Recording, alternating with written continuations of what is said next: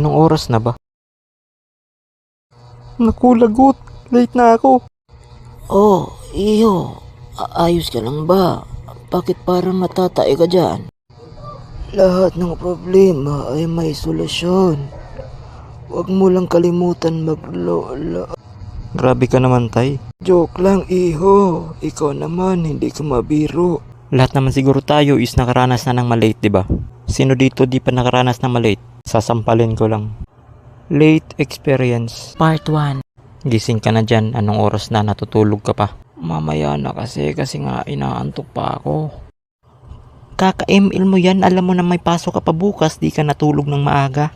Si mama naman. Mamaya na, mga 10 minutes. Ma, ano oras na? Alas 9 na, tapos yung pasok nyo alas 8. Naku, lagot. Late na ako.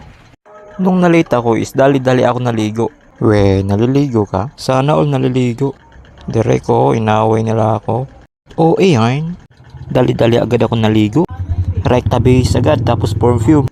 Tapos, 8 minutes bago makasakay lang ya. Ang tagal, late na ako. Sabayan mo pa ng traffic, grabe. Okay lang sana kung may kapangyarihan kang nagte-teleport tulad ni Goku. Tapos, pagdating mo, is recess time na lang ya. Mga grade 8 siguro ako nun. Dahil sa college is walang recess. Ay, ayaw ko na mag-college. Sa college is walang recess. Mama. O bakit?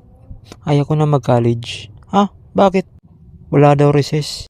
Napakapatiguto mo naman. O Makoy, ba't ka late? Ganto kasi ma'am. Habang naglalakad ako ma'am, is nakatamak ako ng tae. Tapos ma'am, may nakita akong alien. Nakita mo lang yung sarili mo sa salamin. Sabi ng alien, pogi raw ako ma'am. Napakasinungaling naman na alien na yon. Grabe ka naman sa akin ma'am.